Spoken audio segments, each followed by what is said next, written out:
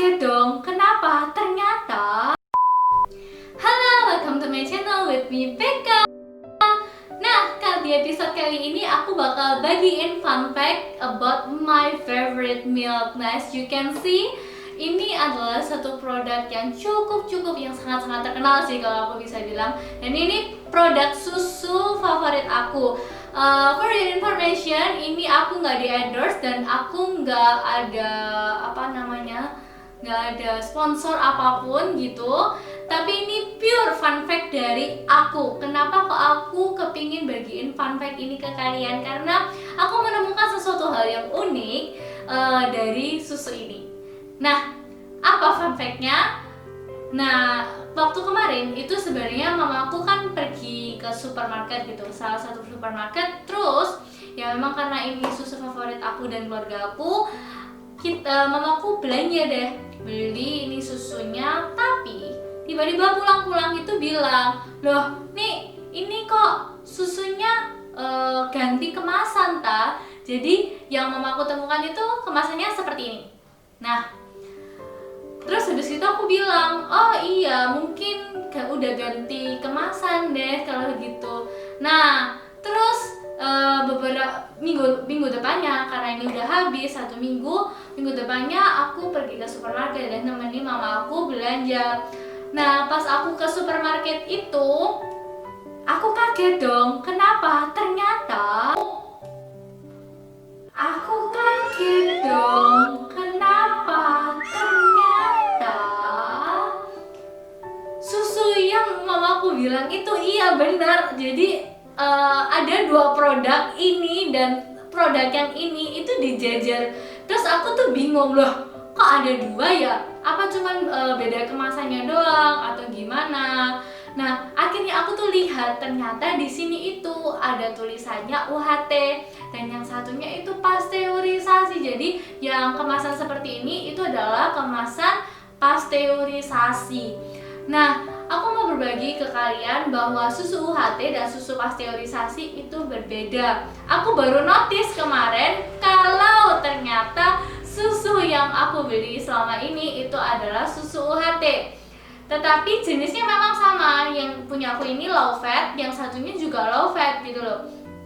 Cuman memang bedanya hanya UHT dan pasteurisasi, kayak beda prosesnya. Sekarang aku mau kasih kalian info apa sih bedanya antara susu UHT dan susu pasteurisasi. Apakah semuanya sama? Beda sih, beda di prosesnya. Kalau susu UHT itu kan namanya aja ultra high temperature. Jadi dilakukan di suhu yang sangat tinggi. Kalau susu pasteurisasi itu dilakukan pada suhu 74 derajat Celcius selama 15 detik.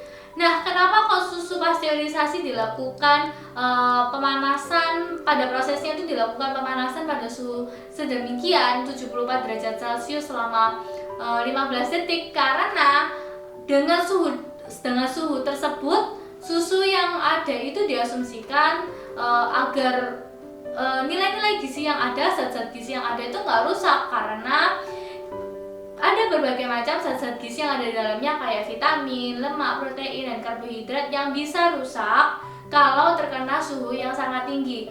Nah, tujuannya dilakukan suhu pasteurisasi pada 74 derajat Celcius selama 15 detik itu adalah untuk membunuh mikroba patogen yang ada. Jadi ketika kita minum, kita nggak sampai kenapa-kenapa. Kalau misalnya nggak dipasteurisasi, tentunya susunya nggak boleh diperjualbelikan. Nah, itu untuk susu pasteurisasi. Nah, untuk susu UHT namanya aja ultra high temperature. Maka dari itu menggunakan suhu yang lebih tinggi daripada susu fermentasi. Kalau yang di UHT itu menggunakan suhu 140 derajat Celcius. Nah, seperti yang aku bilang tadi, kalau suhunya terlalu tinggi dapat merusak zat gizi yang ada di dalamnya. Terus kalau susu UHT dengan menggunakan suhu 140 derajat Celcius, apakah juga dapat merusak zat-zat gizi yang lainnya? Jadi susu UHT nggak baik dong, lebih baik yang susu pasteurisasi. Nggak kayak gitu guys, tapi susu UHT dengan suhu 140 derajat Celcius dia hanya dilakukan selama 4 detik. walaupun 4 sama 15 detik itu kelihatannya bedanya tipis ya, tapi itu pengaruh banget. Jadi dia memang menggunakan suhu yang sangat detik tetapi dengan waktu yang sangat singkat, yaitu cuma 4 detik saja. Jadi dapat dijamin secara 100% nilai-nilai zat gizi yang ada di dalamnya itu enggak berubah dan tetap bermanfaat buat tubuh kita. Nah, selain itu di susu UHT itu bedanya adalah kalau di susu UHT itu dia mengalami proses homogenisasi. Kalau yang di susu pasteurisasi dia nggak mengalami proses homogenisasi. Kalau di susu UHT mengalami proses homogenisasi, tujuannya untuk apa? Jadi homogenisasi itu bertujuan untuk memecah globula-globula lemak yang ada di dalamnya menjadi lebih kecil. Globula itu kayak bola-bola lemaknya gitu loh, gelembung-gelembung lemaknya jadi lebih kecil. Partikel lemaknya tuh jadi lebih kecil-kecil.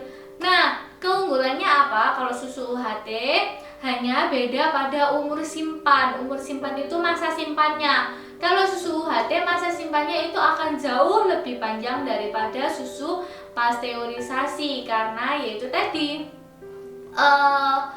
ada beberapa proses yang berbeda. Nah, tetapi kalau aku bilang antara susu UHT ataupun susu pasteurisasi, kedua-duanya sama-sama baiknya. Semoga bisa bermanfaat buat kalian. Nah, one more thing, kalau kalian lihat ini itu kardusnya namanya Tetra Pak. Jadi ini emang didesain khusus untuk susu-susu UHT. Nah, supaya apa? Karena kan udah pakai suhu tinggi nih. Nah, itu produk susu itu sangat mudah sekali untuk terkontaminasi sama bakteri, mikroba patogen, mikroba penyebab penyakit. Nah, ditaruh di Tetra Pak itu dengan prosedur yang sedemikian rupa, dengan sterilisasi yang sedemikian rupa sehingga susu ini dapat tetap aman, tetap terjaga kualitasnya sampai di tangan konsumen. Nah, kenapa sih di sini tuh selalu dianjurkan kalau sudah dibuka setidaknya 3 hari harus dihabiskan?